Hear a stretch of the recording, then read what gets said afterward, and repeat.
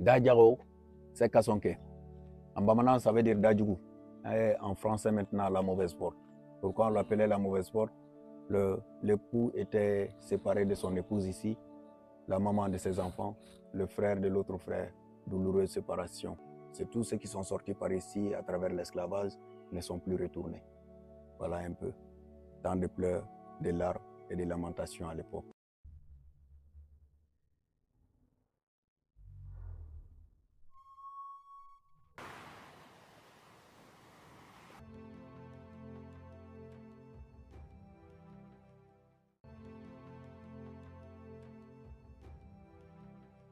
Alors là, on est arrivé au fort de Médine.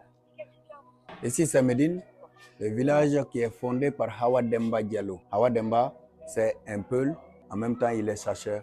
Il est venu avec son troupeau et il faisait un peu de chasse aussi en même temps. Donc il s'est installé. Petit à petit, les gens sont venus le retrouver et le commerce a commencé. Donc il y a les traitants Wolof et les Français qui venaient avec les produits finis ici et les matières premières venaient d'un peu partout et le commerce est devenu florissant. Donc ici, c'était le centre commercial à l'époque. Pour obtenir les produits finis des Français, il fallait passer par Médine à l'époque. Et pour avoir beaucoup d'autres matières premières, il fallait venir à Médine. Donc c'est pourquoi les Français ont vu leurs intérêts et ils ont fini par construire le fort maintenant en 1857, en 1855. Voilà. Donc la première pierre du fort a été posée par le général Faidherbe. Le général Faidherbe va passer ici le 15 septembre 1855 pour poser la première pierre. Après la pose de la première pierre, il a rencontré les rois Kassonké, donc pour avoir un traité avec eux afin de protéger aussi les villages en cas d'attaque extérieure. Parce qu'ils sont venus ici, ils ne sont pas venus en guerre, ils n'ont pas combattu ici pour s'installer. Donc finalement, pour aider un peu le village et pour aussi défendre le village, ils ont signé ce traité le 30 septembre et Faidherbe s'est retourné au Sénégal. Après la construction, le premier commandant du fort fut Paul Hall. Paul Hall, donc il a été ici en 1855 le premier commandant du fort. 2 ans plus tard, il y a l'Aigle Mortal et son troupe qui est venu attaquer le fort. Donc ils ont attaqué le fort le 20 avril 1857. Une fois, 2 fois, 3 fois sans succès maintenant, ils ont assiégé le fort parce que l'Aigle Mortal a compris qu'en attaquant le fort, il ne pourrait jamais prendre ce fort-là. Donc il va maintenant assiéger le fort. Les gens qui sont à l'intérieur, soit ils vont mourir de faim ou de soif, ou ils vont quand même se rendre. Donc finalement, ça allait réussir si encore Faidherbe n'était pas venu le 18 juillet pour délivrer le fort. Faidherbe est venu maintenant le 18 juillet pour délivrer le fort. Donc pendant ce temps-là, pour avoir le nécessaire en eau, ils ont creusé un puits à l'intérieur du fort pour avoir le nécessaire en eau. Et ils avaient le reste de nourriture qu'ils utilisaient encore, qu'ils mangeaient. Voilà. Donc ils étaient autosuffisants. Et ici, nous sommes sous le hangar ou bien sous la véranda de la première école du Mali.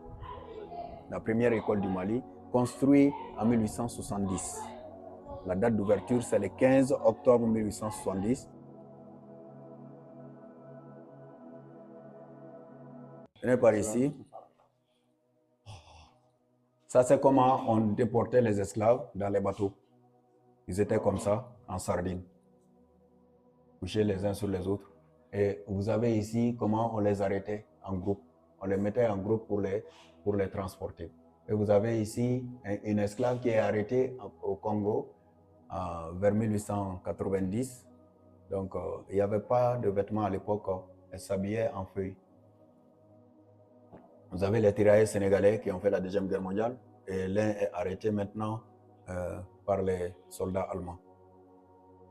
Vous avez l'île de Gorée ici. Et la nouvelle gare qui est construite maintenant à Caille, vers l'hôpital. Et ça, c'est l'écrivain Amadou Ampateba. Sa maman, ses 2 tantes. Et vous avez Salim Souaré ici. Salim Souaré, c'est un grand marabout aussi de Diara. L'éminent marabout de Diara, là. Donc, c'est lui comme ça. Voilà. Là, on peut continuer sur le reste du site. Donc voilà, il y a beaucoup de choses. Voilà, c'est le petit musée du fort de Médine. Donc voilà, il y a énormément de choses Il y a beaucoup à d'histoires. visiter, à voir. Là, on a des outils, des pièces, du coton.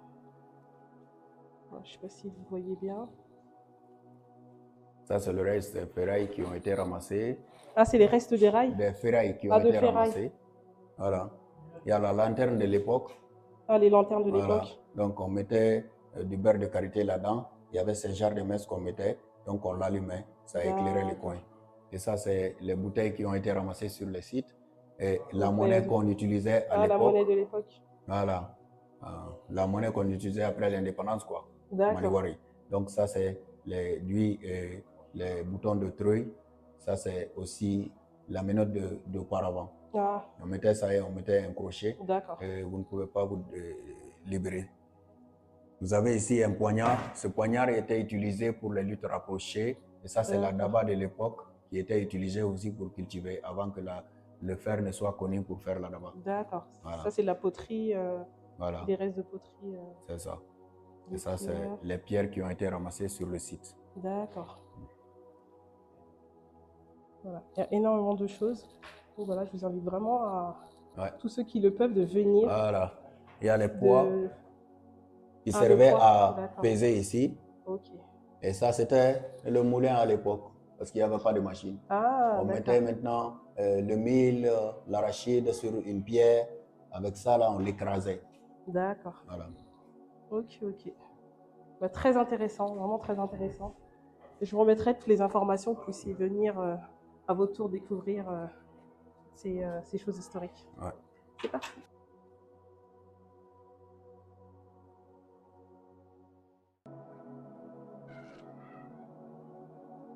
On a l'ancienne gare qui est là. Aujourd'hui, il y a des locaux qui sont utilisés.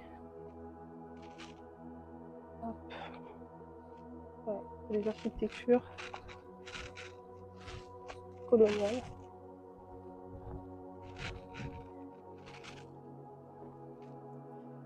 Donc voilà, dans la région de Krai. C'est très joli, j'aime beaucoup. Ici, là, c'est le le premier fort. dispensaire construit au Mali, puisqu'à l'époque où les Blancs venaient là, nous avons les tradithérapeutes, mais nous n'avons pas encore d'hôpital. Donc, c'est là où ils faisaient leurs premiers soins. Après, maintenant, ils ont construit l'annexe là-bas, qui sert encore d'annexe au CESCOM. Et ça, c'est leur cuisine. Il y avait les fours maintenant à l'intérieur qui servaient à griller les gâteaux. Ça, c'est la cuisine. Du pain et autres. J'ai eu peur. Voilà.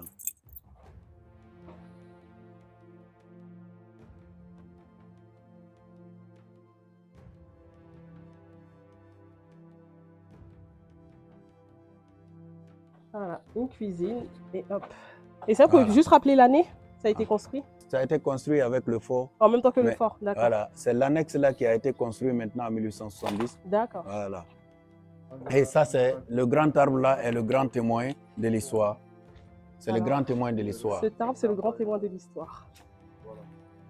Il a vu l'arrivée des Blancs et la guerre de l'Adjo Martal. Mais malheureusement, il peut rien nous dire. Ouais. Le grand témoin de l'histoire. Donc voilà, le grand témoin de l'histoire, c'est le grand baobab.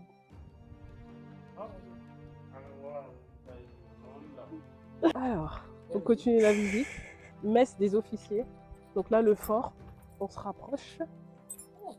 Et là, voilà, c'est comment ça a été construit. Ici, c'est l'enceinte du fort. Donc on Et est ça, dans c'est l'enceinte le du premier fort. bâtiment administratif construit au Mali. On peut dire que c'est le premier palais de Koulouba. Donc, il y avait le commandant qui était logé en haut et en bas, c'était les bureaux. Donc, la cour, c'était la cour de l'administration. Et vous avez, sur les deux mâts là-bas, il y avait aussi le drapeau français qui flottait là-bas. Let's go. Hein?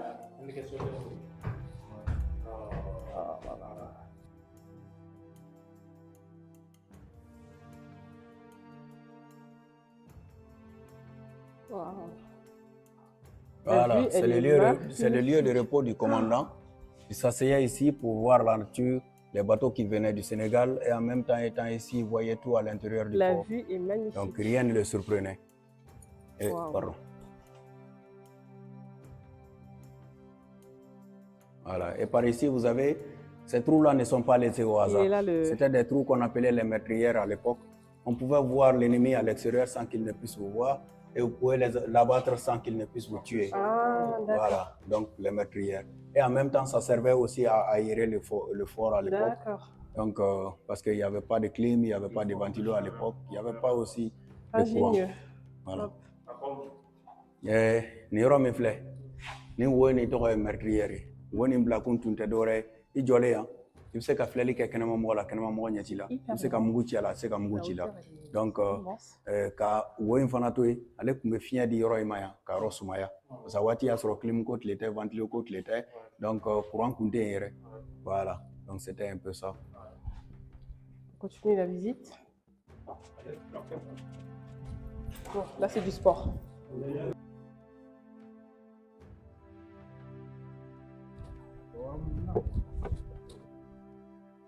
Donc là on a une vue magnifique. Tout à l'heure c'est là qu'on est arrivé. Là on a la gare qui est là-bas. On reconnaît. Voilà. Vous avez la gare ici et ça c'est l'annexe de la gare. Là-bas, la maison en rond là-bas, on l'appelle tour de guet. C'est là où passaient tour à tour les soldats pour voir l'ennemi de loin afin qu'ils ne surprennent le fort.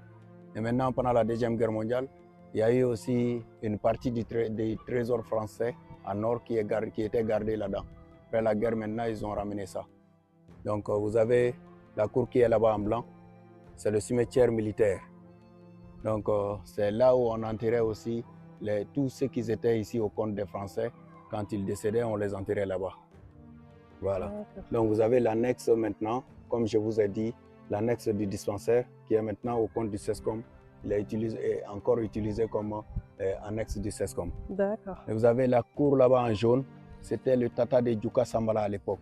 Nous avons arrêté maintenant les royautés. Donc c'est les chefs de village et les descendants des rois qui sont enterrés là-bas. On appelle maintenant cimetière royal. Ils ont dit que c'était très prisé, que les gens voulaient tout le temps s'accaparer. Donc là, c'est la vue arrière. Il doit y avoir des prisonniers. Et la vue les Français. Voilà. Oui, il y a la prison là-bas. Wow. Quand on descend, je vais vous montrer. Parce que ça, c'est dans les la explications, partie là, juste un aperçu de la vue. Et toute cette partie, c'était le marché. Il y avait des grands magasins. Il y avait même cette maison en ruine là-bas. Là. C'est l'un des magasins qui reste encore. Donc le reste est presque carrément détruit. Donc le port commercial se trouvait de ce côté. Donc le bateau commercial venait ici et on mettait les marchandises maintenant dans les magasins avant que les commerçants ne les prennent maintenant pour leurs boutiques. Voilà. Donc à l'époque, tout le monde venait avec son marchandise et les Français aussi venaient avec leurs produits finis. C'était des marchandises qu'on convoitait beaucoup à l'époque. Et la vue. Voilà. Et quelle vue. Vous allez voir maintenant que le fort est séparé. Et l'autre partie maintenant, c'est la partie militaire qui était abritée par les militaires. Il y avait 4 tours. Les 4 tours servaient d'observation en même temps. Quand ils sont attaqués, c'est de là maintenant qu'ils ripostaient. Et la cour d'à côté là, c'est là où ils gardaient leurs chevaux. Parce que les chevaux servaient de moyen de déplacement et de moyen de transport à l'époque. Voilà. Donc on peut descendre maintenant pour voir l'intérieur. Ce soit un peu plus rapide pour vous. Et on continue. Ça c'est la mosquée, la première mosquée de Caille. Puisqu'ici est plus ancien que Caille. Donc la mosquée a été construite par Seksidia Ould Kébir, un marabout mauritanien. De passage maintenant vers la Mecque, a passé par ici à séjourner.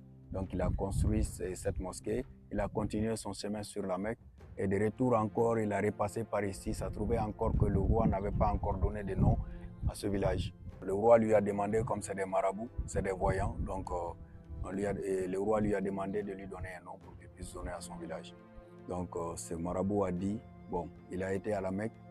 Ici, la position géographique d'ici égale presque à la position géographique de Médine de la Mecque. Parce que là-bas, il y a les collines de l'autre côté. De là, maintenant, il y a le marigot. Mais la seule différence, c'est que nous avons le fleuve ici. Donc, il donne le nom Médine à ce village. C'est de là, maintenant, que vient le nom Médine. Mais là, la mosquée, elle est où exactement? La mosquée, c'est ici. D'accord. Dehors. La mosquée est plus ancienne que le fort. D'accord. D'accord. Et la mosquée est plus ancienne que l'arrivée de l'Adjo Mortal. Ok, ok. Voilà.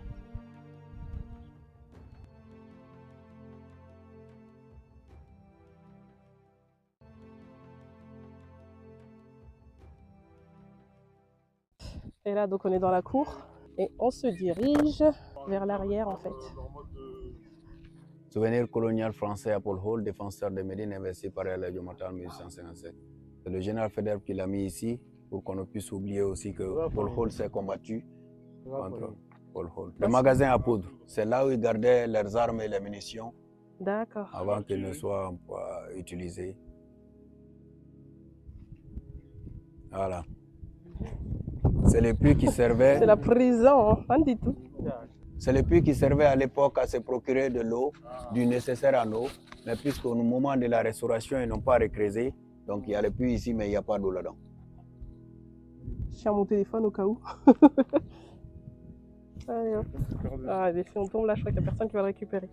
Donc là, le puits au moment de la restauration, il n'a pas été creusé, donc il n'y a plus rien. Donc là, c'est la prison. Marie Diranton, la fille dont je vous ai montré à Ah l'intérieur, oui, là, Marie, tu disais. elle est née en 1841, elle est décédée en 1857. Elle D'accord. avait 16 ans à l'époque où elle est décédée. 16 ans, d'accord. Voilà. Donc on va aller faire un petit tour en prison. Voilà. Il y avait deux prisons. L'une était destinée aux indigènes. À l'époque, toute personne qui n'avait pas la nationalité française était considérée comme indigène. Donc, si ceux-là ont des problèmes et qu'on veut les incarcérer, c'est ici qu'on les enfermait. Donc maintenant, lorsqu'ils n'avaient pas de prisonniers aussi, les esclaves achetés au marché étaient gardés ici pour être débarqués plus tard vers l'île de Gorée. Donc en fait, pour un esclave, on va dire, entre guillemets, un esclave, une fois qu'il a été attrapé... Non, on n'attrape pas, on les achetait à l'époque. Ah, une fois qu'ils étaient achetés. Parce que l'esclavage, ce n'était pas ici, les combattre et les attraper. Les Français ne se sont pas battus pour prendre les esclaves. Mais eux, ils les achetaient au marché. Ils les achetaient au marché. Comme il y avait certains Noirs, des Arabes, des Touaregs qui pouvaient aussi se procurer d'esclaves. Tous ceux qui avaient les moyens de se faire un esclave à l'époque pouvaient aussi acheter un esclave pour se faire ses Donc quand ils achetaient l'esclave au marché, après ici... Ils les mettaient dedans. D'accord. Mais voilà. Mais ici, là, c'était aussi destiné aux citoyens français. À l'époque, il n'y avait pas assez de citoyens français ici. C'est pourquoi la prison est un peu plus petite que l'autre là. Donc, pour devenir citoyen français à l'époque, il fallait être né dans l'une des 4 régions du Sénégal. Dakar, Rufisque, Saint-Louis, Île de Gorée. Si vous êtes né là-bas, immédiatement vous êtes français, que vous soyez noir ou blanc. Dadjaro, c'est Kassonké. En bamanan, ça veut dire Dadjougou. En français maintenant, la mauvaise porte. Pourquoi on l'appelait la mauvaise porte? L'époux était séparé de son épouse ici, la maman de ses enfants, le frère de l'autre frère, douloureuse séparation. Donc, quand il sortait ici, il y a certains qui disaient voulez-vous me faire sortir par cette mauvaise porte? Parce qu'à l'époque, on pensait que c'était la porte qui faisait du mal aux gens, alors que c'est la manière de partir qui faisait qu'ils ne revenaient plus. C'est tous ceux qui sont sortis par ici à travers l'esclavage ne sont plus retournés. Voilà un peu. Tant de pleurs, de larmes et de lamentations à l'époque. Au moment de la guerre de l'Adjo Mortal, ils ont été forcés maintenant de créer ça ici, puisque les linges étaient lavés au fleuve. Mais maintenant que le fort était encerclé et que personne ne pouvait sortir ni ne rentrer, donc ils ont créé ici la lingerie. Sinon, à l'époque, il y avait des chevaux qui étaient attachés ici. Ah, d'accord. Voilà. Ah, Sow de Koumessiria. Ces trous qui sont sous l'escalier ici, c'est des trous de punition à l'époque. Les trous de punition? Les trous de punition. Que vous soyez esclave ou prisonnier, si vous faites trop de bruit et que vous dérangez les gens là, on vous mettait dedans, on vous enfermait. Donc quelques minutes seulement, quand vous sortez, vous n'allez plus reprendre ce que vous avez fait. C'est les modèles de canons qui ont servi ici à combattre l'Adjo Mortal. Maintenant, après la restauration, ils ont fixé ça. Puisque pendant notre petite enfance, on a vu 2 canons ici, mais l'un a été emporté par quelqu'un. Voilà. Donc, maintenant, pour que l'autre ne soit emporté aussi.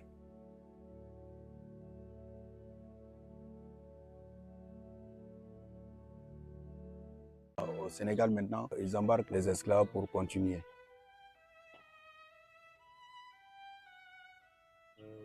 L'eau venait jusque là. D'accord. Voilà. Ningba inde beta fait katema katafo Sénégal. Donc casser Sénégal maintenant, ça c'est là où les soldats s'arrêtaient pour faire le guet. Donc c'est celle-là la porte de la mauvaise porte. Voilà.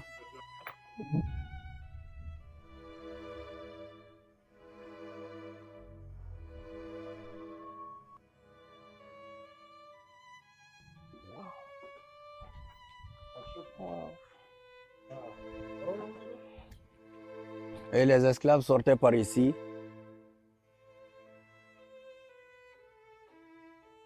Donc là, c'est le marché aux esclaves. Vous pouvez retrouver.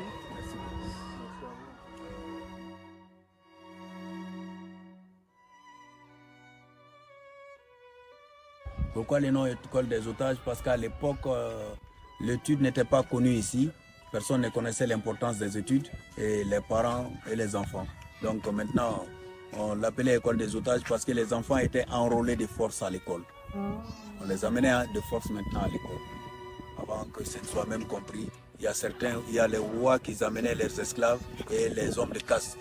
Parce qu'ils pensaient peut-être que c'était pour faire du mal aux enfants. Mais au finish, au moment où ils ont compris, ça a pris d'autres tournures.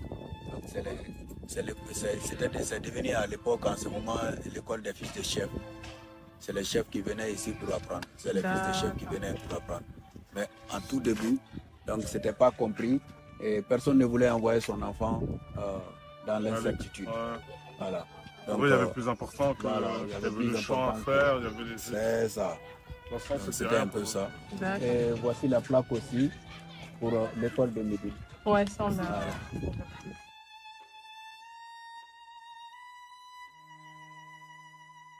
Donc on est à 12 km de Caille, marché aux esclaves. Donc voilà, c'est pas seulement à Gorée. Au Mali, on a de l'histoire. On a encore des sites qui sont là, chargés d'histoire. Et je vous invite vraiment à venir. Vous avez un guide qui est exceptionnel, qui est passionné et voilà, qui vous explique comment cela se passait à l'époque. Voilà. Donc voilà, Inch'Allah, je vais faire des vidéos. Et comme ça, moi, je vais partager ça parce que je pense que c'est vraiment important. Une très belle visite, très intéressante, très enrichissante. Franchement, je vous invite vraiment à la faire. Je peux rien dire d'autre. Je disais très intéressant, très enrichissant. Visitez le fort de Médine. Vous avez des guides passionnés. L'école, le guide, le fort, pardon. La gare, c'est devenu une école. Et l'annexe de la gare. Allez, on repart.